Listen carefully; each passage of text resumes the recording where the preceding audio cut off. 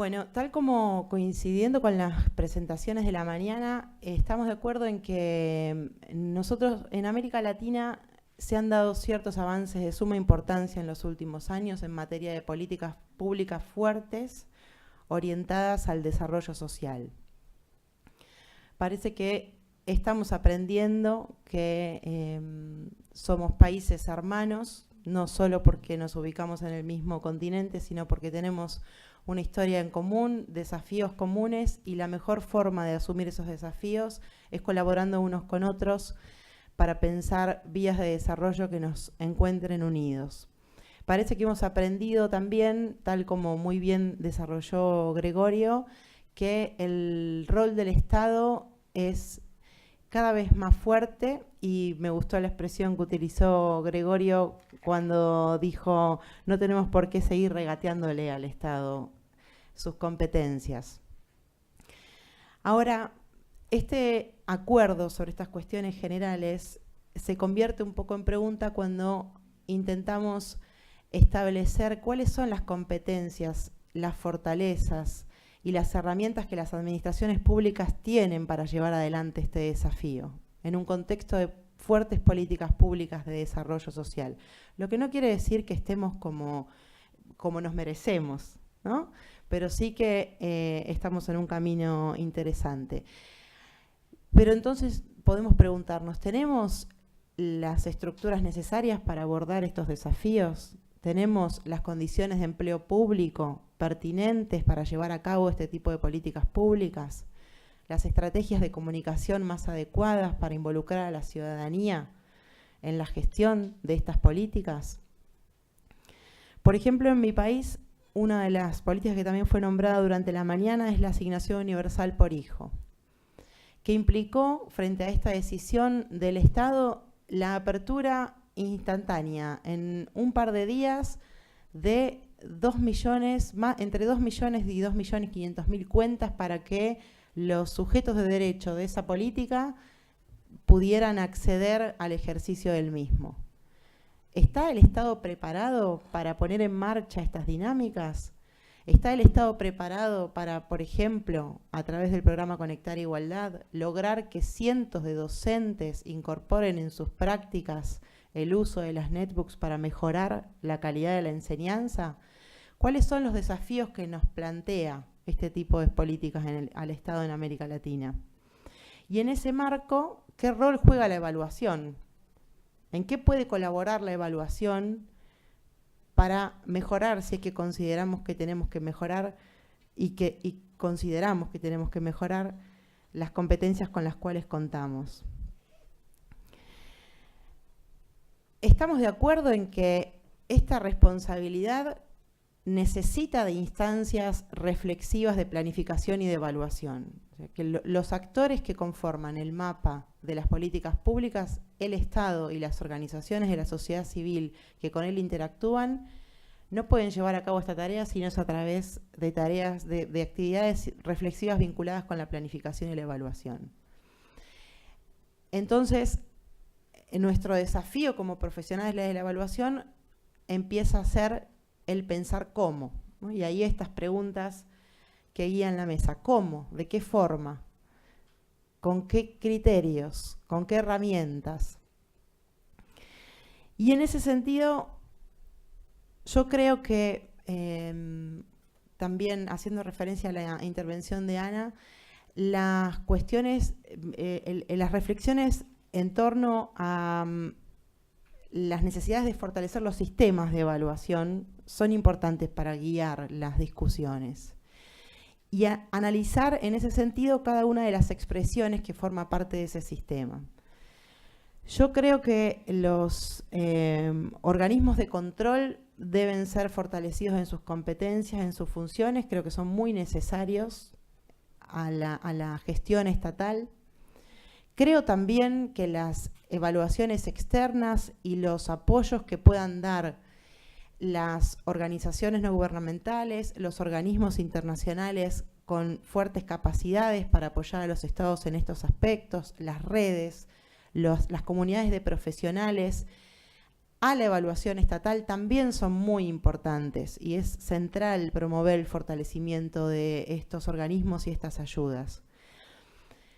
Pero creo que es muy importante que pensemos y dediquemos tiempo a reflexionar acerca de las capacidades que nuestras dirigencias políticas tienen para abordar este desafío, porque me parece que más allá del rol que puedan cumplir estas formas, estas expresiones de evaluación que acabo de nombrar, no es solo a través del fortalecimiento de ellas que vamos a lograr los mejores avances y los mejores fortalecimientos de las capacidades del Estado para gestionar lo público. Me parece que ante todo tenemos el gran desafío, y en esto yo, siguiendo con la charla que tuvimos en el almuerzo, tengo una fuerte esperanza en el rol que pueden cumplir nuestras dirigencias políticas con el aporte de quienes estudiamos este y otros temas. Pero creo que lo central está en pensar de qué forma el ejercicio de la responsabilidad pública que los directivos y los funcionarios asumen a la hora de tener en sus manos esas cuotas de poder que deben representar las necesidades y las problemáticas de la ciudadanía, es fundamental para plantear un cambio profundo y duradero a mediano y largo plazo. Nosotros, por ejemplo, en mi país, uno cuando asume un cargo directivo tiene que presentarse en una oficina y firmar ciertos papeles que hacen referencia a los bienes que uno posee, y hay controles establecidos, bien establecidos, más allá de los errores que puedan tener, respecto de las declaraciones juradas y los controles vinculados con el uso de los recursos.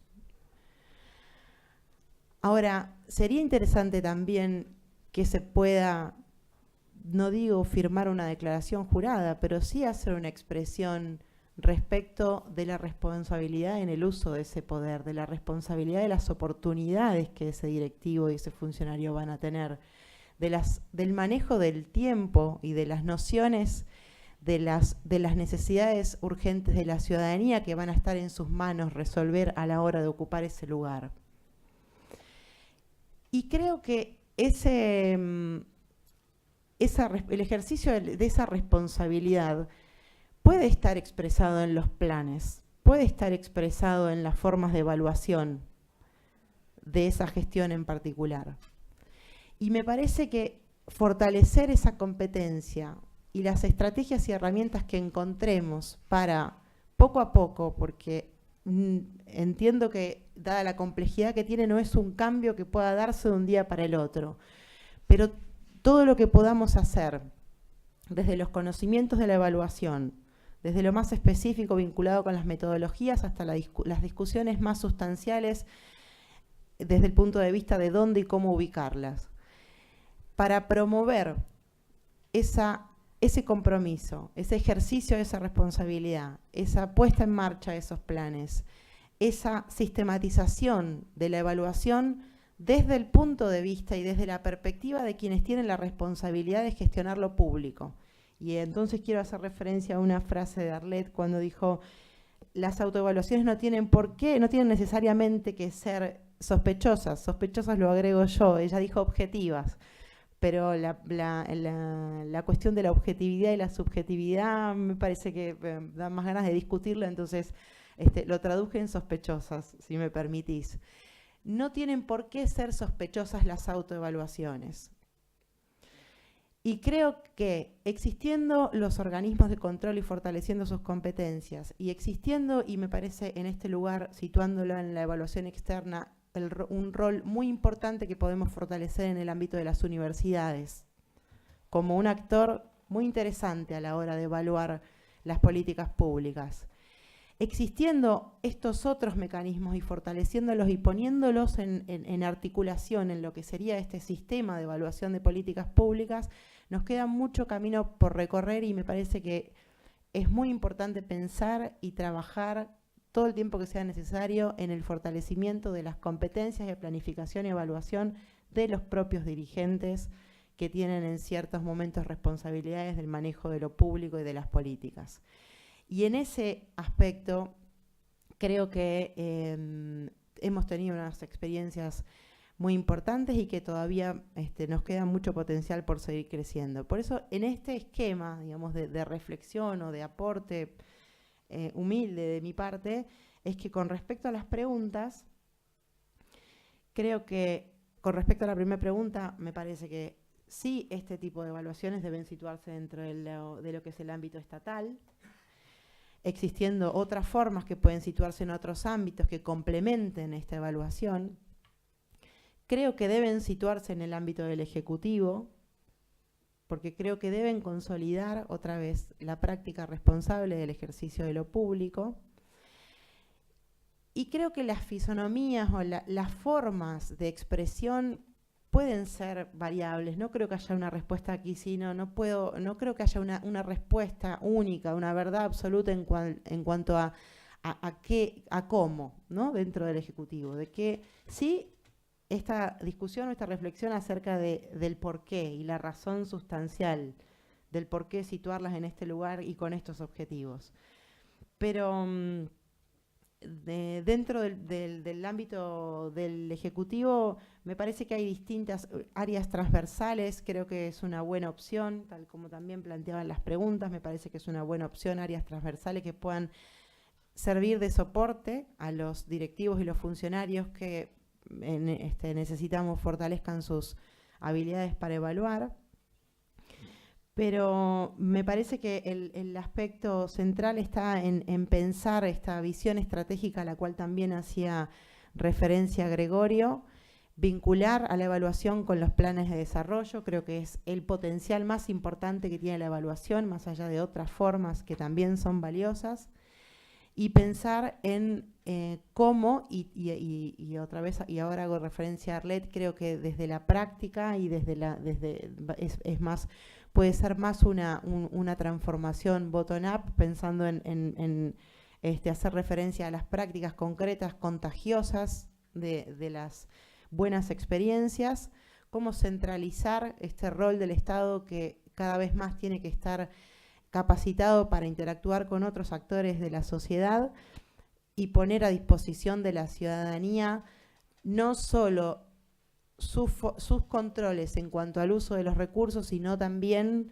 sus formas de dar cuenta acerca de qué hace con esa oportunidad que la ciudadanía le brindó de resolver determinadas cuestiones sociales. Gracias. Muchas gracias, Paula.